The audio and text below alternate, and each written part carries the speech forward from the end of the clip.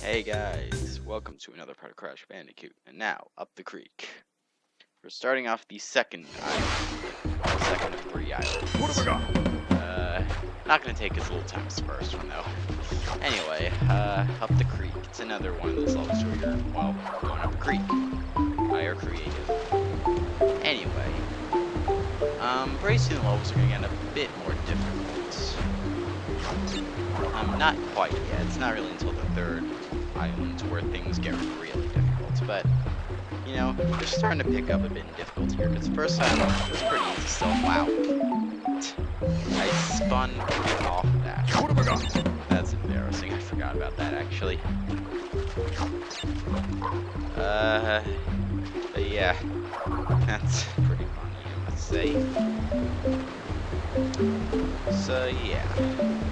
Oh, I hate those fish enemies so much. It's like, they're really hard to predict because you can see them, but like when they come out, it's like really hard to see them. And like when you do, like you can't react to them. Crash, like when he gets hit, he jumps up, so like you lose control for a little bit, and it's like it's really annoying. I don't like those enemies at all. I mean, I'm at least glad there's a knockback in this, like sort of Mega Man or Castlevania fashion. That would be pretty annoying. And some of the enemies, you know, we've seen a bit of them, like, you're not going to want to jump into them while they're rolling. Or else, like, you'll get hit for some reason. Yeah, I don't really get it either, but anyway. Anyway, these blue plants, if I haven't explained it, they will open and close their jaws regardless if you're on it, whereas with the green ones, they're not going to close until you're a step on it for a while.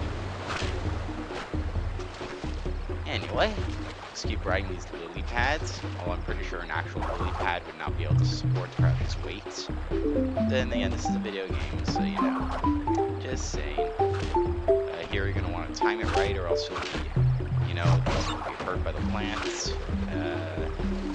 More annoying fish. Time it well, and you'll be able to pick it up. Just run these little pads. This exclamation block, it triggers boxes like before this. Like, I didn't get them because I didn't want to backtrack, but they're pretty annoying, yeah. And it's just like a lot of the boxes on this game that you activate the question mark box. It's like, they're far away. You won't know they're there until you, like, backtrack. Yeah, this, for a lot of these stuff, you're really gonna need a guide for. And another Tana Emblem minigame. Bonus round, whatever it's called.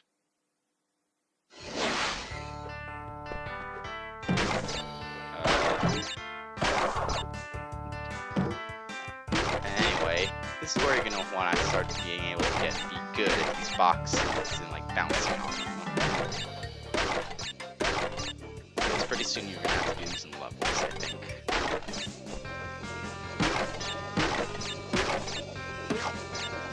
And these boxes, I believe, you can always bounce on them 8 or 9 times before they break. And usually if you can make it to the end, you'll get extra lives. Because the whole point of these is just to give you extra Wumpa Fruit and extra lives, which are, you know, it's always welcome.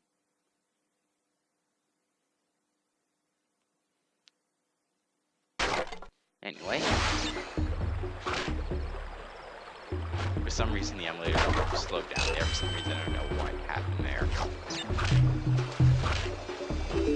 And there's the end of the level. Great.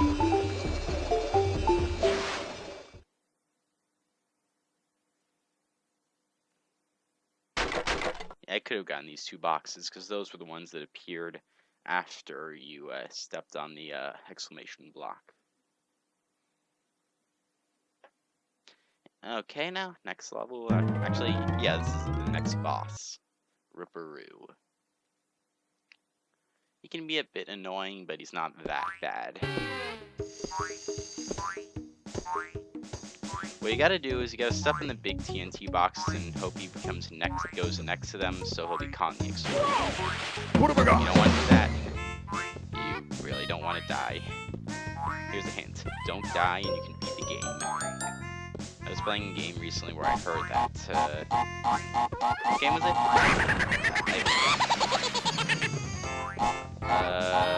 Actually, that was a Let's Play. I think I said that somewhere. I don't know. I don't remember. I don't remember a lot of stuff. And this last hit is a bit annoying because you gotta be a bit precise and get strategic, which I'm not really, because he moves pretty fast and it can be pretty hard. I'm not sure if he like tries to go where you are, or he just goes on a pattern. So you know, you just have to outsmart him.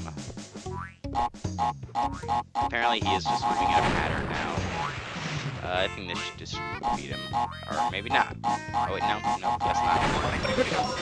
Okay, I believe I got it this turn though. There we go. That's pretty good. And, you know, Crash is like, yeah! That's odd. It's like the only time he actually said something was like in the introduction cutscene where he was like, uh-oh, they fell out the window. That's like the only time he ever talks in the Anyway, the Lost City. Pretty soon you'll get used to this level trope because I'm not a huge fan of it. It's like the levels that are of this kind, they take forever to complete. Anyway. Right here you can get some one-ups, one-up. Those lizard guys, I believe you have to jump on them. They are pretty annoying. And these bat guys are pretty annoying. Yeah, the thing is, like, if you see a big bat and, like, another big bat, between those big bats, like, a bunch of little bats will go flying between them, and it'll be pretty annoying. Oh, and at checkpoint, extra life boxes will not respawn the extra life, so just, like, spawn more fruits. It's not like you can... Oh, yeah, this was a really annoying part, where sort of my cursor became off the emulator. Because of that, it just locked in that one direction I was holding. And like you probably heard my computer there for some reason. It was really annoying, and it happens to me all the time when I'm playing Mega Man and the computer goes to sleep. It's really annoying. But anyway, right here, the best tactic would be to spin into them for a little bit. However, one spin cycle will not take all of them out, so you're probably just going to want to hide in these crevices. You can actually take out the big bats, although I'm not sure that'll actually stop the big bats, and out of that hit. And you see up there an embryo emblem, and an extra life. See here, you can, I'm not sure if I do it here, but probably later. You're not really going to want to chance the bats though, and dead again. Wow, I are smart. But fortunately, the checkpoint box was recently. Nope. That could have been worse. Anyway, you'll see a lot of these rotating platforms. Extra life up there, which I got it. There we go. It's really easy to get lives, if you haven't noticed. You know, it's like the modern Mario games where, like, hit that easy. I totally bounced on that. But anyway, it's like the modern Mario games where, like, adding extra lives is so easy. Yet some of the later levels are so easy to die. Like, in Super Mario 3D Land, the final bonus level is, like, so hard, but by then you'll have, like, 300 lives, so it won't matter. And same with 3D World, where, like, the final level is very hard and very merciless. So, you know, but you still have a ton of lives. In fact, I think, like, during the course of 3D World, I died fewer times than I ever died playing a Mario game. 3D World might be the easiest, but it was a very fun game. It was fun, just a little easy. And I'm not a huge fan of this part with the platforms that come in and out, kind of like in Mega Man, the appearing and disappearing platforms. Anyway, you're gonna want to be a little careful with your timing here so you don't fall. The jump can be a bit awkward and heavy too at times, but I don't think it's that bad though. It's pretty fluid, pretty nice, and yeah. That exclamation box, I believe, will activate boxes by the place where we saw the embryo emblem and that extra life. Remember where that was earlier in the level.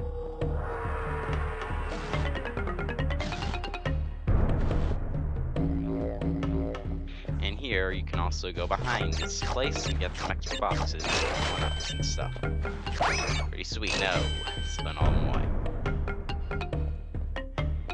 And those lizard enemies, you can also just jump on to kill them. Extra life standing out of nowhere, and you might want to be careful with these guys. I don't think I killed him very well, like the earlier one I apparently did, and I don't like these sections where like the platforms come in and out real fast. And I'm not the best at these sections. And these pillars that come in and out are pretty annoying because the timing is really annoying and the patterns are really hard to get down. I don't even know how to describe that there. You gotta be real lucky with these or just be pretty good at timing. And here to get that, jump on him, there you go. 10 of Wumper fruits. Bats.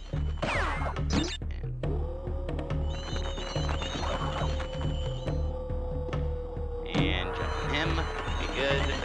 Wait for the bats, and get up there. And another Taunt Emblem minigame.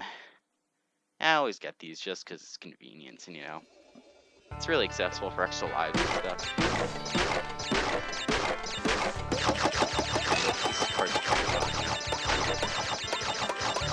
Here you might also kind of want to be careful because you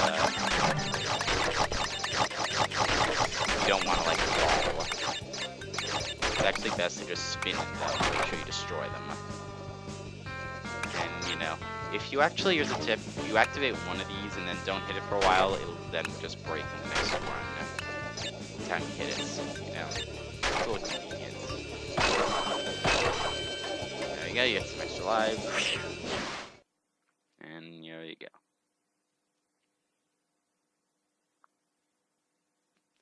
Alright. And now we return to the level and keep going. Yeah, it's also a pretty long level. I mean, there's a longer level also, and you can see Cortex's, like, the last island background. You can see Cortex's lab and stuff. We'll be getting there later. Another exclamation block, which activates one box there, or spawns boxes that immediately break. I don't know. And there we go. And once again, back to the map. I believe this next one might be a boss, but I'm not sure. Okay, no, it's not. Temple Ruins. I'm not that big of a fan of these types of levels either. What have I got? Just because of the precision platform you have to do. There's one thing you'll find about Crash Bandicoot. That was embarrassing. It loves bottomless pits. Especially its first game. Yeah. Its first game loves bottomless pits everywhere. This Cobra enemy coming out of the bottom. But you can spin them into boxes, and it's very satisfying to take a whole bunch out with the spin. And you're gonna want to get away from that TNT box. And yay, more boxes. Whoa. Try not to fall out. Use your drop shadow here, because it's actually pretty convenient. Yeah. A lot of 3D platformers need drop shadows to make it a little easier. That's kind of one of the reasons why some people complain about Sonic Unleashed HD version. Sometimes the Werehog does not have a drop shadow. I haven't played that for myself, so I can't say for myself. But yeah, I hear it's pretty bad.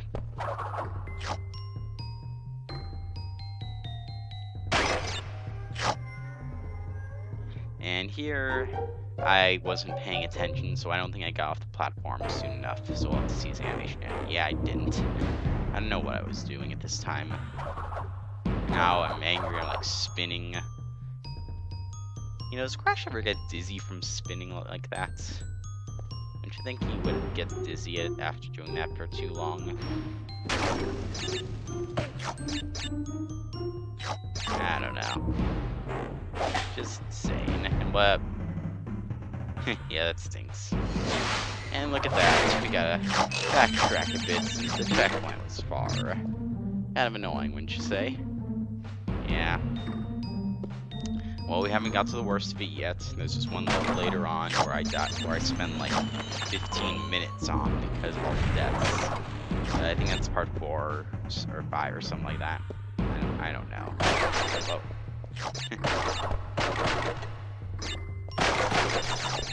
But you know, just keep on going. Again, this game, it's not that hard. It's just difficult mainly because of, you know, the platforming and all that. And, you know, if you want to get 100%, this game becomes really hard.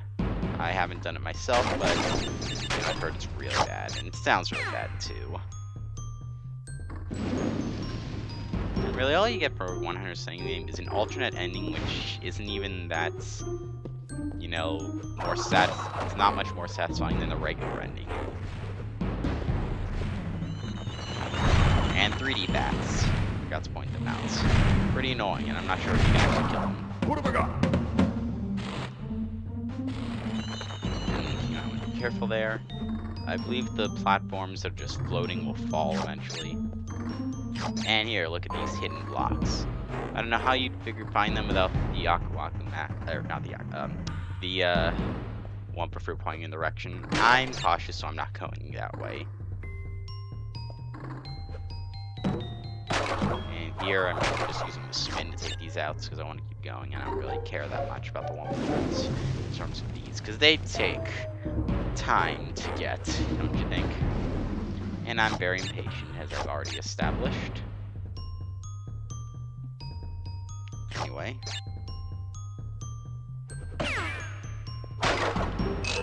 We got all this, and once again, I think I get off the platform though, but I might, you know, be doing something else. Okay, no, I actually did. Maybe I was like changing the channel on my TV or something.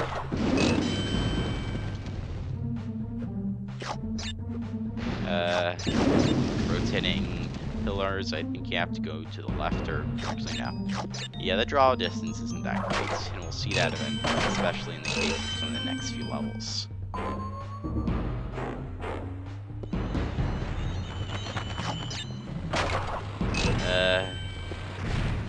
You know, I can't really blame it for, like, not very good draw distance. It was an early 3D game. A lot of early 3D games didn't have very high draw distance.